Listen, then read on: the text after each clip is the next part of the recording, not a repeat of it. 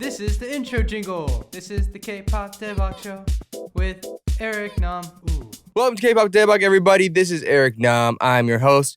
And before we get started, before I introduce you to this man to my right, we gotta give you a little reminder. You gotta go to Apple Podcasts, subscribe, rate, and review, and then subscribe on Spotify or wherever you're listening to this amazing, top-notch quality content from. Please do it. And if you want video content of it, we're on the YouTubes, youtube.com/livestudios. You can see our highlight clips, but you can only get the full episodes as of now here on this podcast. So, welcome to the show. Hope y'all doing well. And we have a very special guest here today. His name is G2. Hey. And he's super excited So we to be did start. Here. We are excited. Okay. How are you, dude? Good, man. I'm doing awesome. It might be a little bit awkward for the first 20 minutes. It's fine. I need to warm up a little bit. Because this show's only 15 minutes long. So. Oh, shit. We're screwed. This might be your worst episode ever. No, it's good. I've done much worse. But welcome to the show. Thank you for coming on. Yes. I'm the one who asked to come on the show. I'm glad you asked. Yeah, dude. This is awesome. This is like my third. Third podcast ever. Yeah. You done one with Dumb? One with Dumb, and then one with my homie J Key in New York. $6.99 per pound, and then today. Well, welcome. It's an honor to be your third podcast. Dude, it's an honor to just be in your presence, man. Because I only see you on Ole TV or some shit like that. Shut up.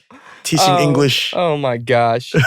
Well, for many listeners here, they may not be familiar with you because you're not technically K-pop. Yeah. Right? Show Me the Money landed me on that sweet spot where I'm not underground or K-pop. You're just like I'm like the awkwardly in the awkward middle. Yeah, I'm the awkward turtle in the music industry. That's all good though. Let's first of all introduce yourself. How do you introduce yourself? I go by the name of G2, which is my real name, Korean name, Hwang G2. 진짜? For real? Yeah, my sister's name is G1. This is like a repertoire that I do. Like, my name is Hwang G2. My sister's Hwang G1. Oh, wow. And that's 1, 2. That's hilarious. I had a dog named Chisam, which means 3. Yeah, for real. It was a Maltese back when I was in middle school. Yo, that's dope. Are you going to name your kids Chisa? Nah, I don't want to do that to my kids. Okay, that's cool. I went by the name of Kevin all my, school life. Yeah. And I'm a rapper. What more can I say? That's dope. Yeah. I'm from Dallas. Born and raised? Not born. I was born here in Korea, but I went through first year college in the States. So wait. From where through first year? First grade. First grade. College. So that's a solid what? That's like 12, 13 years. Yeah. I don't know. I can do. Just 20 years. So let's talk about it. So you went to Dallas first grade. Well, let me break it down. So me and my family immigrated to the States in 1999, and our first place was Chicago. Oh. And so I went through first and second grade there. We're technically just a second grade. And then my dad got a new job, so we went all the way to Seattle. Oh, wow. And then went through third and fourth grade there. And then my dad opened up his own branch at the same job and went to Dallas. And then I went through fifth finished elementary and then high school. Man, you moved around a lot. Yeah, I did. But I really don't remember. I don't know. Maybe it's all the alcohol. But I really can't remember a lot about my childhood. Like in Korea or Chicago or Seattle. Just blurs. Yeah, just blurs. Like I just remember just a lot of snow in Chicago, a lot of rain in Seattle. And, my dad drove, all those cities. And I just remember a lot of driving. And in Dallas, and then I just remember that's where I feel like that's where I became an actual human being with a thought. Oh, yeah. In Dallas, that's good. yeah. I'm glad you have that. Yeah, and all my friends, they're still back at home, or most of them. Yeah. And Cool. Well, what were you like as a kid? I feel like you were probably like a mad 개구쟁이. Like mad. I was, which my parents, it was a surprise to them because I was a very timid, shy kid. Growing up, I didn't speak. Yeah, I didn't talk or anything. In the States, my teachers, they told me to, tell my parents. They called my parents to come and have a meeting. Really? And what my teacher was saying was, yo, Kevin is super loud. and he talks during all the class, and like he needs to be fucking controlled. Like control your fucking kid. And then my parents were actually like really proud. They were really happy. They're like, oh my god, our kid is normal. Like our kid can speak. Yeah, and so yeah, as a kid, I think I kind of gained confidence from like other kids. Yeah, and it was just like that freedom that just kind of just rebelled. And yeah, so my teachers hated me back in school. Like I went to Did you study? Well, I went to the library maybe like 2 times my whole life, and I went to go smoke cigarettes. When did you start smoking and drinking? 15. Wow, that's pretty young. Dude. Yeah, dude. I was a fucking little shaky, dude. I roamed around and I was a late bloomer too, so I looked like a fucking baby at 15. So being in K-Town, smoking and getting drunk like in front of like PC bangs, and like in Dallas during that time, we only had like 3 norebangs. You're only at 1 of 3 places. Okay, yeah, exactly. So and then my sister was pretty infamous too. And like random people would come up to me and be like, "Oh, you're G's little brother, right? G2." I'm like, "Yeah." Cool. And then they would walk away. I'm like, "What the fuck? Like, what the hell was that?" So, anyways, I was a little shaky, but then I matured fast, I believe. Yeah. And I kind of got over it after my freshman year. Okay. And sophomore year is whenever I met the young. Like I went to church with him. He goes by the name of UGP. So I known him since like 4th, 5th grade in Dallas when I first moved. And I met him when I was 16, and he produces music. And I'm like, holy shit, like how do you get your voice on that and then on the speakers? That was amazing to me. So he let me come over, and and my parents are still to this day like hella cool. So at the age of 16, my dad let me let me stay the night at his house. And I mean, I feel like he really didn't like it, but I just did it. That was my way of rebelling. Instead of going out to K-Town, I hung out with a lot of youngs and started doing music there. Yeah. Had you always listened to music growing up? What influenced you musically? Yeah, dude. I say this in a lot of interviews. Like, I feel like you could relate. Like, 대중음악, like mainstream music is very. There's a variety of. There's so many genres. Yeah. So it was only natural for me to just kind of accept just like hip hop, because it was just everywhere. Yeah. So the town that I grew up in, Louisville, was just like everybody listened to hip hop. Like even my PE teachers turned on, hip hop stations while we were playing dodgeball. You know what I mean? And that's cool. I was in like the 6th grade, and the first time I ever heard like a hip hop song was Holiday. Not first time, but in school was Holiday Inn by Chingy. Yeah, dude. So it was very natural for me to just listen to hip hop. Yeah. And it's weird because ironically, I listened to Korean hip hop more because American hip hop was just everywhere. Right. Yeah, it was just on the radio station. Like you just know it. It's like the alphabet song. Right. Like, you just know Everybody it. knows it. Yeah. And Korean hip hop, like you would have to like dig into it and actually research and put your time and effort into it. Right. And I feel like a lot of immigrants go through an identity kind of thing. Crisis, yeah. And growing up. And so I felt like I was, different growing up, and I was just fascinated by just the Korean culture. So growing up, like seeing my sister like go to church and like go to like, she would have Korean boyfriends with like they were fobby as fuck. So they were, they would do fobby shit like, read manachek or go play soccer. You know what I mean? But everything go to norebangs. You know what I mean? Those things were like something that I wanted to be part of, and I think that's when my fear of missing out started. Because she did what grown people did, but they were basically like 18, right? And I was just like, oh man, I wanna be with the youngs. I wanna be with the Nunas, and I think that's what kind of created my love for the Korean culture. Yeah. Which I feel like I could have waited. So I started smoking to be cool, and I don't smoke now. Anymore, yeah. I hate cigarettes. That's it's good. Fucking disgusting. PSA, don't smoke. Yeah, don't fucking smoke. It's like you're paying your own money. To kill yourself. Yeah, to kill yourself. That's like, come on, and as you have a beer in your hand. God damn it. Goose Island, what's up? So you listen to K-hip hop. Who kind of influenced your that's K-pop easy. That's miss. easy. So my sister was a bit of a fob, more than obviously more than me. Wait, for people who don't know what fob is, explain to the listeners. What a fob yeah, it's called like we call it fresh off the boat or fresh off the piengi. You know what I mean? So Piengi's airplane. yeah, so fresh off the boat is just like you're more where you're from than where you are.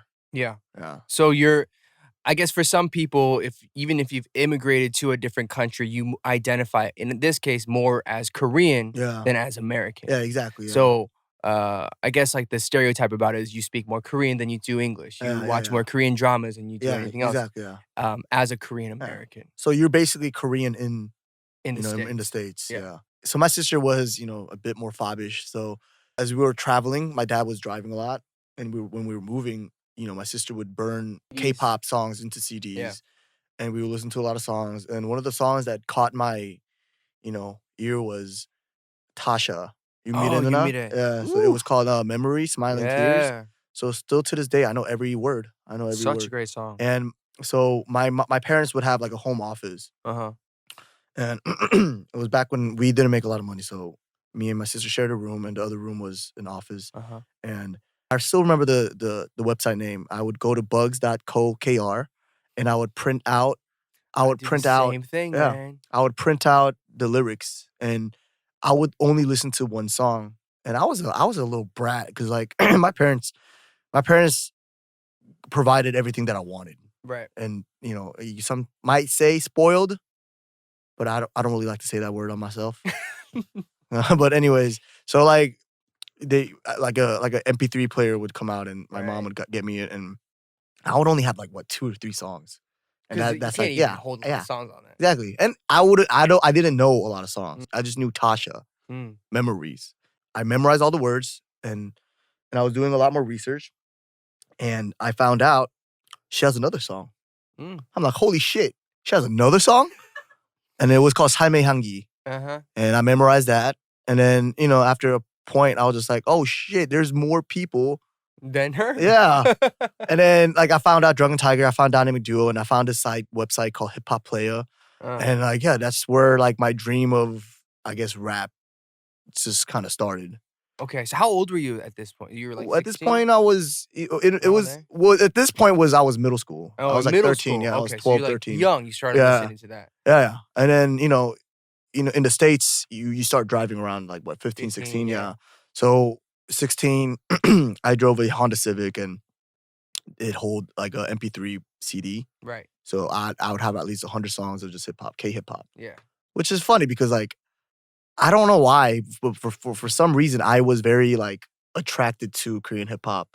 And I think it was because of the identity crisis I was talking about, and because it was more relatable. And like I wanted to write lyrics, and like it's like I can't write about like clubs and girls and stuff. It's like I was a very awkward kid. My friends say I need photos of you. I need photos of you as a kid. Oh I'm God, so curious. it's so embarrassing.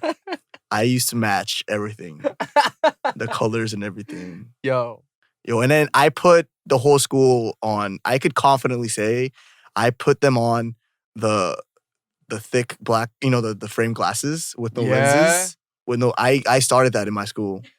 You're a trendsetter, man. Yeah, dude. I kind of was. You're a trendsetter. But I'm curious about your school. Like growing up in Dallas, I don't know many Korean Americans who grew up in Dallas. What was that like? What was the demographic like? Who were you surrounded by? Yo, a lot of people ask me like, they have this stereotype about Texas, how being racist and stuff.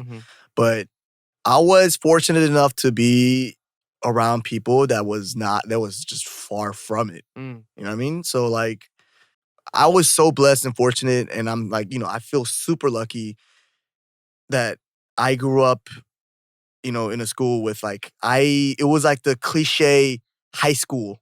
Like we had the popular kids had like the cheerleaders, the football players, the like jocks. High School Musical. Yeah, basically. Except we weren't cliquey. We had no bullies. Like we had like, everybody was together. Oh, that's cool. And it was beautiful because like, thankfully for my friends, all my friends were cheerleaders, they were jocks, and I was the only person that didn't have an extracurricular activity. Like I started young. So like I started drinking and smoking and doing a bunch of shit. So people were like, "Oh shit, like Kevin is on some other shit." Like he doesn't need no extracurriculars. Yeah, like he has his own. But they started rebelling like a couple years after me, or not a couple years, like a year after me. But anyways, yeah. So we were a very mixed group of people. So we had, all my friends are white, black, Mexican, and there was this one other Korean dude. If you have a fob, there's always a banana. Yeah, a white on the inside, yellow on the outside. Yeah. I'm more on like the banana side. Yeah. Yeah. I'm like a rotten banana. I'm like a banana with kimchi. And but so my homie Billy, like he did track. All my friends did like tracks, football, soccer, everything. So it was just mad dope, and just kind of people just saw me as part of the group. So I was just kind of automatically in the cool people category. Yeah. So it was nice. Growing up, I went to football games, pep rallies, like everything. Just all the teachers. We were cool with like all the teachers, the principals. My principal would come up to me and be like, "Hey man, I see you've been keeping out of trouble lately." I'm like, "Yeah, good job, man." I'm like, "Okay." But yeah, growing up, like I was fortunate enough to like just be with a loving group of people, whom I still talk to this day. And I met, all the moms and the parents a couple months ago for the wedding. And Whose wedding? Oh, my homie's wedding. Oh, okay. And so like I saw the, all my, back at home families. Yeah. And some kid came up to me and be like, I guess I have this reputation since they don't really know who I am really. Yeah. But they just know that I do music. Yeah. And I have the blue check mark. Okay. So a kid at the wedding came up to me and asked, like, "Hey, are you a millionaire?" I'm like, "Yeah." So like the word got around like I'm a celebrity, which which I'm really not. And this kid came up to me, and this haraboji came up to me. This old dude came up to me like, "Hey, I told the disc jockey who you are. You have to do a couple of songs." I'm like, "Disc jockey." This jockey. Dude, it was fun. Man. Yeah. And growing up, my dad would, go to business trips, and we would have like house parties at my house. And one of the parties that I had was we had a beach party. And so we bought like bags of sand and just threw it in the living room and played beer pong on top of the sand. If I was your dad, I would have beat the crap out of you. Bro, dude, it was so fucking hilarious when he came home. I was walking behind him and I would just like, I would have like sand on my on my feet. I'm just like, shit. Did he ever wait? What? He never found out. He never found out. Like, you have sand in the entire house. Yeah, he never found out. Like my friends were pretty like what's the word? They were very careful. So like I would tell one homie that my dad's out of town, and he would tell the whole group. And so they all knew my garage code, so that they would just come over and just like move the couches around, and that's hilarious. And then my friends, like, they're all like mixed ethnicities, and they would just come over. They automatically know to take the shoes off. You're right. That's important. Asian household, take your shoes off. You better take your shoes off. I mean, in any households, to be honest, it's fucking disgusting. Take your fucking shoes off. That's not an Asian thing. That's like a cleanless thing. I don't know why I get so offended by this. Like, and then they would come over, and when they get drunk, they'd have the munchies, and you just go through my pantry, and they would eat like kimchi. Kim. Yeah, they love Kim. Snack. They love Kim. I put them on like super fast because right now they have Kirkland makes Kim. Yeah, they do. Yeah. Okay, let's fast forward. So you graduate high school, you go to college. Where did you go to college? What did you study? Oh yeah, I didn't actually go to college. Okay, so I studied art from 16 to 18. I took art classes separately, and I got ready for a college portfolio. Yeah, which was pretty freaking sick. It was. Yeah, it was. What did you do? I did oil painting and nude drawings, nude portraits, and Did you actually have people nude model for you? Yeah, it's basically like math. You have to angle, and you have to measure, and you have to show work on how you got there. So there's a lot of lines involved, like perspective wise. So it's like proving out theories. Yeah, basically. And you would have to like pack the art itself and FedEx it, right? Like the actual, so they could see it and study it. And so, not to brag, but I got accepted by like all colleges that I applied to. Art Center, Micah, Parsons, CCA. And I was getting ready for college, but I guess I don't want to play the blame game, but I kind of want to blame my parents because I feel like Korean parents are not as involved in like those kind of like college things because they don't really know. You got to do Yeah, it on your yeah, own. like they don't. Because honestly, like they didn't really care about SATs either. I was like, everybody's studying for SATs, so I went to my mom and my dad. I'm like, yo, like, can you get me a tutor? Like, 학원 좀, 보내주세요. They're like, all right, yeah. So they wrote me a check, and then I go to 학원. I go to a tutor, SAT tutor, and turns out I fucking hate studying. Surprise! So I gave that up really fast. But anyways, so the college thing didn't work out because I didn't know what to apply for, like scholarship-wise, and I didn't really care. I guess I was just being lazy or something. I don't know what was going on in my head. Yeah. I guess I was just being irresponsible or something. And art school is pretty fucking expensive. So it's like $50,000 a year, plus like, including all the expenses. Right. And you got to travel there. You got to live there. You got to eat food. You got to do stuff. And you got to accommodate to, what college you're at. And right. most of these colleges are like New York, upstate or fucking like LA. Like, so, my dad was just like, and then I was like, okay, I'll just, I'll take a year off. So Kevin goes to community college, which is the stupid, I'm not gonna, just joking. What? It's only smart if you have a plan. If you don't have a plan and you go to community college, that's basically proving like you're not drunk when you're drunk. Like it's proving nothing. You only feel better about yourself because you feel like you're not wasting time, but you are. But that's only if you don't have a plan. If you have a plan, community college could be a smart route to your future. But me, I didn't have a plan. I just went to, just to show my dad what's up. Like I'm trying. Right. And like I'm not a stupid kid. Like if I study, like I could do it. But it just like I just didn't want to do anything. And I guess I was going through like a hard time. I was just going through some like mental issues at the time. Yeah. And during that time, I was focused on making music. So I had a plan of my own where I wanted to make a mixtape and I wanted to get the hell out of Dallas. Yeah.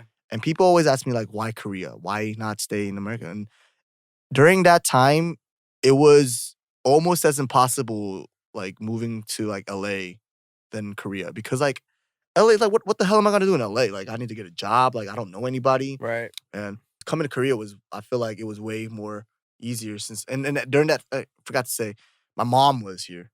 Oh, so like I had a place to stay when I came here. So I thought it was like, a good change of environment. Yeah. So long story short, for the whole year, I just, made music, did a lot of like shitty club performances. Like I went to like the blackest club ever downtown, and I had this song called Asian Party. In Dallas? In Dallas. Paint this picture for me. Where are you? How did you get there? And you're singing Asian Party? All right, so during that time, remember I told you my producer, UGP? Yeah. He wanted to manage a group of, like other rappers that's like, not me. So he would book shows, in clubs, and they would do the shows and I would open. And I did the song called Asian Party, and I had wooden chopsticks. I broke them up in advance, and I put them in my pockets. And when I did Asian Party, I would just throw them in the crowd. Asian Party, Asian Party, Asian Party. And it was like that was an easy, quick 7-minute set. Oh my God. Yo, I killed the shows though. Like that's people legendary, loved me. dude. It was so funny because oh my God. I still give UGP shit to this day. He was a hard ass on me. He's soft now, but he would like make me go to these shows alone. Like I'm driving, like, and like I would get parking tickets, and like I don't have any money to pay for this shit, and I'm like the only non-black person there. I'm like just not the only Asian. I'm the only non-black person there. And like I was so shocked at the age of 17, they're not gonna let me inside the club, but I was performing, so they would pat me down separately. And I was at that time, I was such an innocent kid, and getting pat down at a club, it was kind of frightening. I was like, whoa, so people actually do carry like weapons. Yeah. And yo, I could show you this. It's just a photo if you could see. Where is that? That's not you. That's me. That is not you. That's me. Shut the. I'll send you the photo here. Yo, that's crazy. you get like plastic surgery done? What's going on, man? The only Asian kid in there. One of the legendary nights was when we were performing. There was a lot of delays, and my homies got like really mad, and they started a fight with another homies, and like I saw guns come out. Oh God. And like at that time, my only thought that I had in my head was like, shit, like if a person were to get shot, it's usually the person that's not involved. Guys. And it was, and then I feel like it was gonna be me. Like, did you throw chopsticks and run? No, I didn't have chopsticks that day. I would have just been like, peace, Asian party, Asian run. Bye. No, but like I had to give this chick a ride. So everybody was so casual about it. There was like guns out in the streets, and everybody was so casual about it. Oh, the fuck am I looking at right now? And I go to my car, and I have a fucking parking ticket, and that was the moment I became casual about it too. I'm like, these motherfuckers, god damn it, like ruined the whole fucking show. I just got in my car, I just left. Anyways, all right, so I feel like we're a little off track. It's all good. So your mom's here.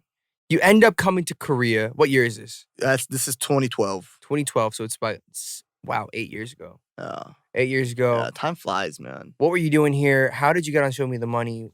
I was pretty, like I said, I feel like all throughout my career, I was very lucky, and obviously I don't want to say like it was handed to me, but that's how fortunate I feel, and I came here, I guess I was unfocused, and my mom gave me a little bit of amount, like allowance money. She gave me like a credit card, and for a month, like I spent more than I should have.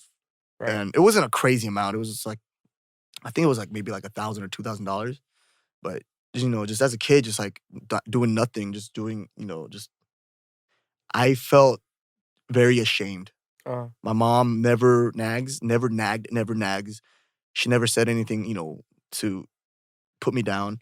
And one day she nagged. And that was just like such a shock to me. And I got a job at Itaewon and Vatos.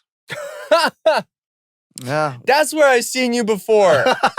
That's where I've seen you before. Yeah. That's what I met a lot of people there. And that's hilarious. So when they first opened. Years, yeah. When they first opened, yeah. Oh man. Okay. I worked there for like 1.5 years or 2 years, and I was the lead bartender. And Joe actually worked there too. Really? I told him, let's work together. Anyways, so I was working. But it was horrible though. Like I would make, like hourly, I would make like $6. Right. And I would make $70 a night, right? Or $50 a night, but I would spend $70 on drinking. It's like it was horrible. Like I didn't have a planner whatsoever. But long story short, I met somebody. I came out with a mixtape. I met the label Highlight, which I'm, now I'm out of, but they were like, close family to me. And before they made the announcement, they were like, do you want to go on Show Me the Money? And during that time, it was around Show Me the Money 4. And I had a couple of homies there. They're like, they kind of put me in place. Be like, hey, like, because they were hot. Like, they were up there. And they were like, hey, this is like temporary. Like, just don't get down by it. Just use it. Just milk it. I was like, all right. And I went on Show Me the Money. Did my thing. Gained some attention, gained some notoriety, I guess. Is that the right word? Yeah. And what did you gain notoriety for? Just, just like, rep 잘한다, I guess. It's like, just like, yo, this guy's he's on the come up, like nice. And that falls very short. Right. Yeah, and I'm kind of getting depressed here. And then now I'm here. Now you're here. Now I'm here. Now you're here. I started with 155,000 followers. Now 122,000. To what? Yeah. All the ghost followers. All the bots. All the bots. It's okay. We'll get you up. Yeah, dude. We'll get you back up there. That's why I'm here. Show Me the Money was what, year 2016? 2016, yeah. 2016. Show Me the Money 5. 2016. And dude, like I was going through some shit. Like what? Like what kind of stuff? Like, just I guess like the whole systematic, like the whole 방송 system was like so new to me. Right. And like this is a fun little thing that a lot of people don't know, but I have crazy stage fright. Really? Yeah. Every stage, no matter how big, no matter how small, my heart, like, it's literally just like beating against my chest, just like, and yeah, and then especially with like fucking like 20, 30 cameras, Right. and It's a lot. just like, yeah, and Show Me the Money it's a lot of waiting. It's a very short, prepared time, Right. and it's brutal. The schedule is super brutal. I went through like super mad anxiety and just like a lot of depression Man. afterwards, and I forgot like a lot of my lyrics, but it just does that to you. It's just like, I mean, you're in the spotlight. yeah, right? and like You just- my like every stage, like my like head, like back of my head would just like, I just felt every little nerves just like Oof. poking at me, and it was brutal. And my appendix What? fucking blew in the middle of it, so I had to go through surgery. And after surgery, a day or two, I think after, it was like the third round, and so I had to do that, and it was, yeah, dude, it was just like the worst timing. I think it was all the stress. stress that was induced, and That's crazy, dude. but you know, the upside was I got a lot of sympathy points. Another upside was I lost a lot of weight, so camera wise, I looked good. Yeah. Oh man. So you come off of Show Me the Money, then you've been at Highlight for a few years. Yeah, about 4 You- years. You were there for a few years. You put some music out. You went on like some small show tours and. Yeah. So I don't know how my image of like Yenin image, like variety show image started, but I love doing those shows. But I don't know how like I became that image, because I'm really not that funny. Like, or I don't have like shit that I was on that I was really funny. So, but I did a couple of shows after that and made 2 albums. But it's funny, like you could see your popularity, just like physically see your popularity just like kind of get diluted. Oh. And it's a little like, yeah, and then it's, Do you think that was just a matter of like the hype of Show Me the Money? yeah, for sure. Right. For sure. Or I mean, it's like, I mean, I guess it's my fault too, but What do you fault yourself with for that? shit, dude, I don't know. I hate calling myself like an artist, because I'm really not.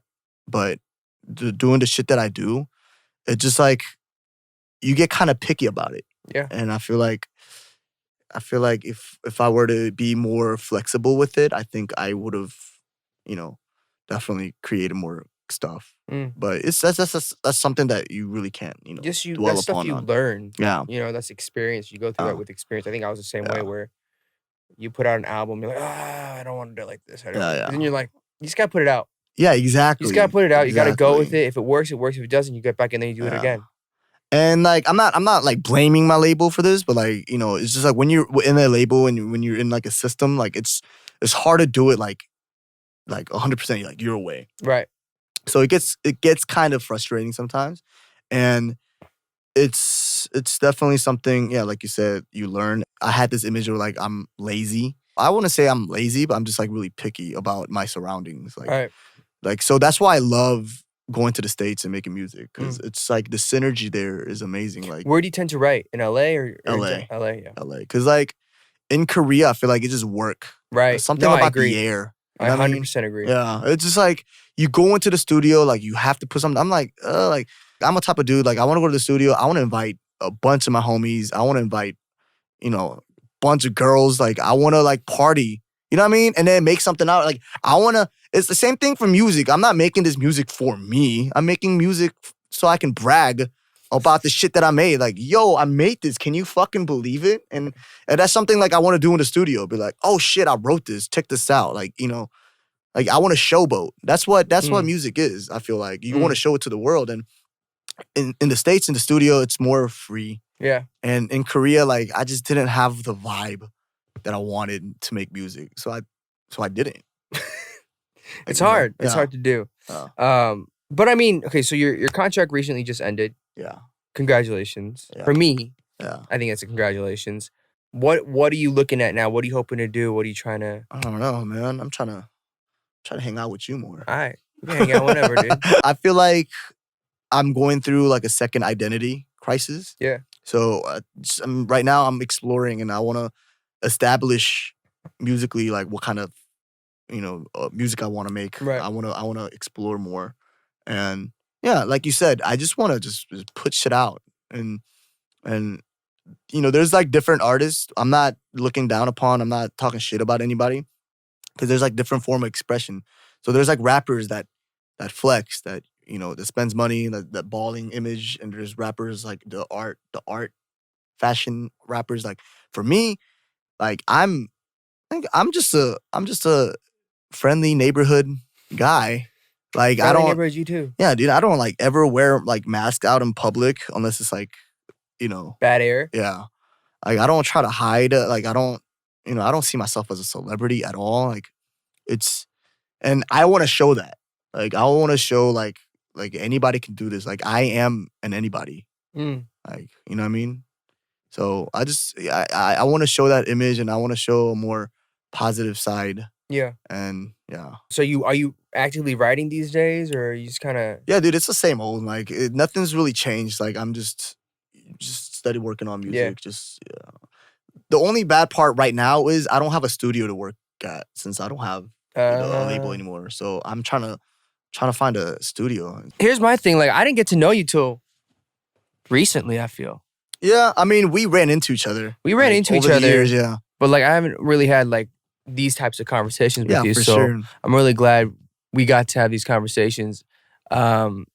And getting to know you, it's been a pleasure, because I think you're hilarious and you're very brutally thanks, honest, which I think is great, and it's refreshing, especially in music where a lot of artists can tend to mask or hide thoughts or feelings. For which sure. is, that's just the nature of the job sometimes. Sure. Dude, thanks so much for making time. No, dude, Before for we sure. head out, 2 things. Any resolutions for 2020? Oh, dude, I fucking hate resolutions. Okay, me It makes too. no sense, dude. I don't do that I either. hate when people are like, oh, 2020, we gonna get it. Like, it's so pointless, bro. 2020 is just another year. I hate people trying to do better. Okay. Everybody stop overachieving. Just do what you've been. You're gonna do what you've been doing. You're not gonna do better. So do that. That's horrible. I'm sorry. It's all good. No, just do better. Do So better, 2020 resolution is do better. Okay, do better. Be better. Who do you want to be remembered as? Oh man, that's a deep ass question. We just went there. Like I said, I just want to be remembered as just an average dude. Just like, just a neighborhood guy. Spider-Man. Just like at the end of the day, we're all the same. We're all humans. So like I don't like when people like overly glorify another human being. You know what I mean? I don't think that's a good look. Yeah. At the end of the day, we're all human. Like, I go home, like I sleep in my briefs, like I cook eggs and bacon, like, like I take shits. Really? Yeah, dude. I take shits I all the time. I didn't think you did. A huge one. So I'm just saying, like everybody, like all the, just, just. I don't We know all what I'm trying to normal. say. Yeah, we're all the same.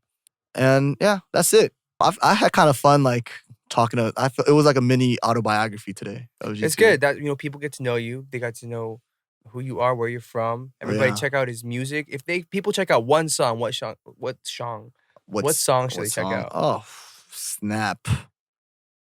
Dude, I really don't know. I don't really like any of my songs as of now. Asian Hell Party. no. Is that Fuck out? that. No, Is I that don't. on YouTube? Hell, I SoundCloud, Zanga, MySpace? Oh shit, it might be on MySpace. Dude, no, but yeah, I got rid of everything, the whole file. Oh, Some people might still man. have the CD. Yo, okay, into the called Just a universe. Mixtape. No, If stop. anybody has Stop. a copy of G2's Shut up. Asian Party, better yet, if you have a video of him throwing chopsticks, please. I remember the hook. It goes like, "We got a whole lot of gogi.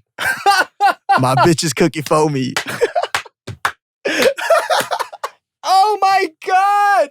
So it was a remix of Waka Flocka. It's a party. It's a party. my It's a God. party. So we got a whole lot of gogi. My bitches cooking for me. Eating with our chopsticks and our soju bottles popping. Hey, Asian party, Asian party, Asian party. Oh my God, dude, it's so hot in here. I'm gonna look this up. eBay, please have this. eBay, please. Not even eBay. You probably have to go to Dallas, K-Town somewhere. So, for the people who wants to follow me, and please do, it's not that hard. Gotta It's get you easy. back up to 150. And my post, my contents is pretty funny. You wouldn't know because you just followed me. Anyways, follow me at G2's Life. That's G number 2 S Life. Easy. G2's Life, which is, that's G2's Life. And basically that's everything. All business, G2's Life at Gmail. Instagram is G2's Life. Everything I do is G2's Life. All right, guys. Well, thank you so much, G2, for hanging out with us. For sure. Everybody, thank you for listening to this catching up session with G2. If you want me back, everybody comment. Say hey. Oh, hey. Yeah, leave us a rate and review. Subscribe to wherever you're listening or watching from.